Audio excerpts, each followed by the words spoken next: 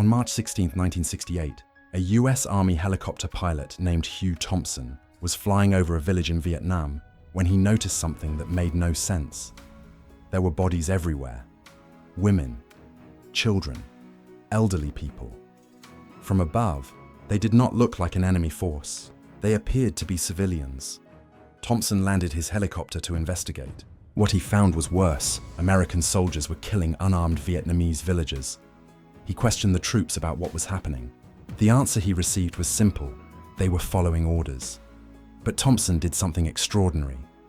He lifted off, circled back, and saw more civilians being threatened. Then he landed his helicopter directly between American soldiers and a group of villagers. He ordered his gunner to be prepared to fire on the American soldiers if they continued attacking the civilians. Think about that moment. Soldier was standing between his own side and the people his side was supposed to be fighting. And suddenly the question was no longer, why do soldiers obey orders? It was much more uncomfortable. What happens when the order comes from your own side? Everyone around you accepts it, and yet something inside you says, this is wrong. Because my life forces us to confront a disturbing possibility. Maybe terrible obedience does not require terrible people. Maybe, under the right conditions, ordinary human beings can slowly surrender their own judgment without realizing they are doing it. And if that is true, there is an even more uncomfortable question waiting for us. What makes one person obey and another person say no? To understand what happened at My Lai, we have to resist the easiest explanation. It would be comforting to imagine that the soldiers involved were simply different from us, cruel people, broken people, people born without empathy. But the historical record points towards something much more complicated. The My Lai massacre was not explained by one personality trait. Later, Army analyses described it as a professional and leadership failure involving multiple factors, including values, leadership, unit cohesion, and the conditions of the war. The soldiers were operating in an environment where the distinction between civilian and combatant had become dangerously blurred. The US Army's own historical account describes the area around My Lai as a place where repeated exposure to mines, booby traps, frustration, fear, and hostility created a climate in which the boundary between civilian and guerrilla could become distorted. That does not excuse what happened. It explains the environment in which the decisions occurred, and that distinction matters. Understanding behavior is not the same as forgiving it.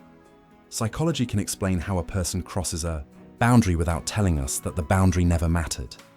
One of the strongest forces in human behavior is authority. We learn from childhood that certain people are allowed to tell us what to do. Parents, teachers, police, officers, doctors, managers, military commanders. Authority is useful because we cannot personally investigate every decision. If a surgeon tells you to remain still during an operation, you do not stop and independently verify every medical principle behind the instruction. If an air traffic controller gives a pilot an instruction, obedience can literally save lives. Military organizations depend on the same principle. A soldier cannot stop in the middle of combat and debate every order as if he were sitting in a philosophy seminar. Obedience is necessary, and that is precisely why it can become dangerous. In Stanley Milgram's famous obedience experiments, participants were instructed by an authority figure to administer what they believed were increasingly painful electric shocks to another person. The shocks were actually not delivered, but participants believed they were. The American Psychological Association notes that 65% in Milgram's original experiment continued to the highest level of the procedure. The disturbing lesson was not simply that people enjoy hurting others. It was that an authority structure can change the psychological question a person believes they are answering. Instead of, should I hurt this person? The question can quietly become, am I supposed to continue? That small change matters enormously, because once responsibility moves upward, the individual can begin experiencing himself less as the author of an action and more as the person carrying it out. But there is another force, perhaps an even more powerful one. The group, a soldier, does not exist alone. He belongs to a unit. His identity is connected to the people beside him. They train together, eat together, sleep together, fight together, and depend on each other for survival. That creates something deeper than obedience. It creates belonging. Now imagine that Everyone around you appears to believe the same thing. One person gives an order, others comply, nobody objects. The people who question it appear disloyal. Suddenly, saying no is no longer just disagreeing with an instruction. It can feel like separating yourself from your group, and humans are deeply sensitive to that threat. This is why the obvious explanation for my lie is incomplete. It wasn't simply authority. It was authority interacting with identity, group pressure, fear, and an environment where violence had already become part of everyday reality. The boundary did not necessarily disappear in one dramatic moment. It could move gradually, one decision, then another, until something that once would have felt unimaginable begins to feel like the next thing everyone is doing. That is one of the most unsettling features of human psychology.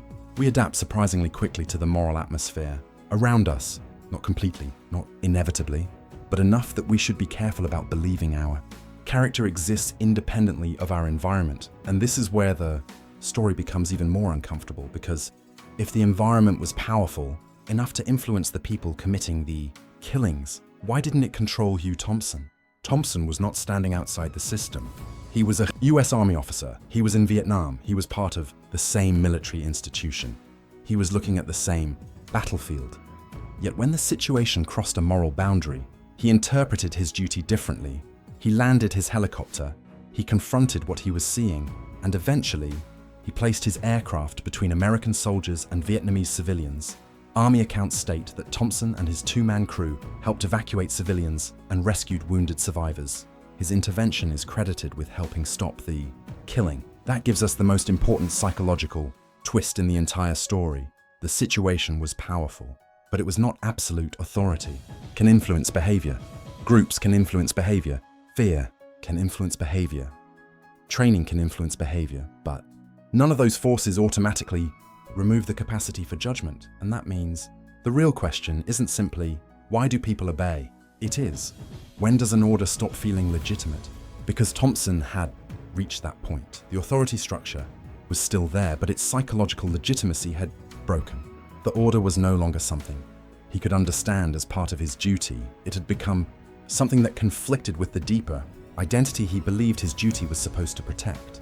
And that distinction may be one of the most important things about moral courage. We often imagine courage as the absence of fear, but moral courage can look very different. It can begin with confusion. You see something that does not fit the rules you thought you understood.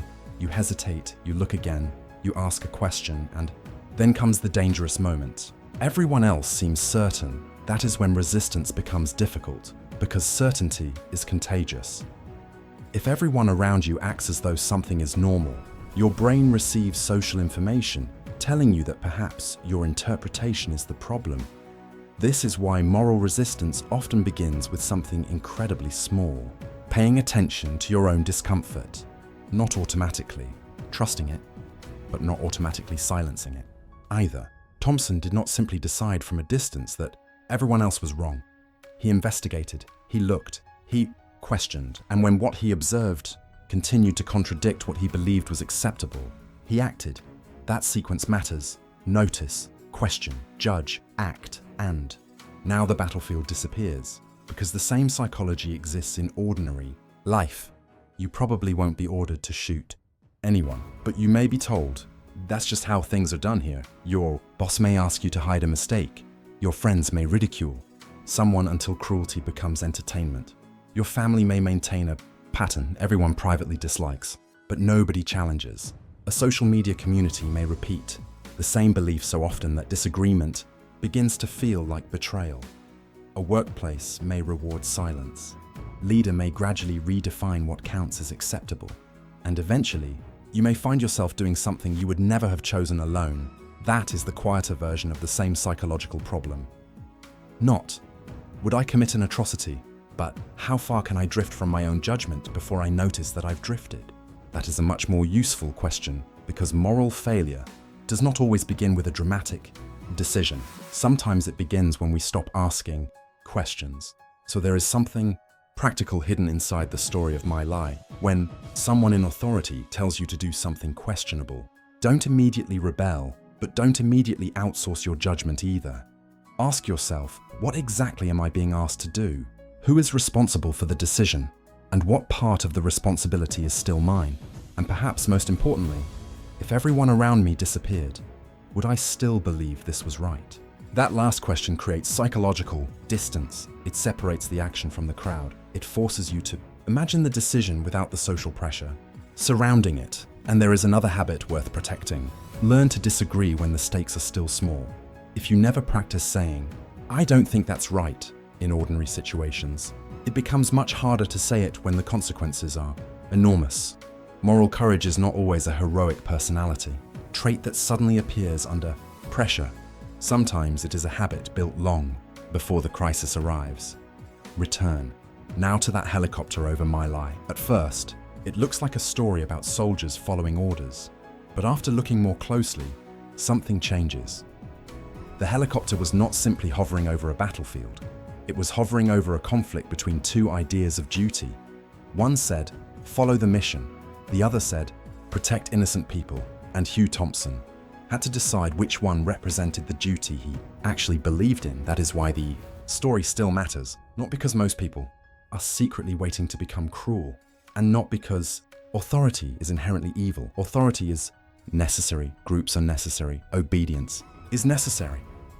The danger begins when those useful human systems become so powerful that we stop experiencing ourselves as responsible for what we do inside them. Because the frightening thing about obedience is not that it makes people forget how to think. It is that sometimes it makes thinking feel unnecessary. And perhaps that is the deeper lesson My Lai leaves behind. We cannot guarantee that we will always be brave when pressure becomes overwhelming, but we can protect something before that moment arrives. The habit of questioning what everyone else has already accepted, because the most important act of moral courage may begin long before anyone asks you to do something terrible. It begins the moment you refuse to let obedience make the decision for you.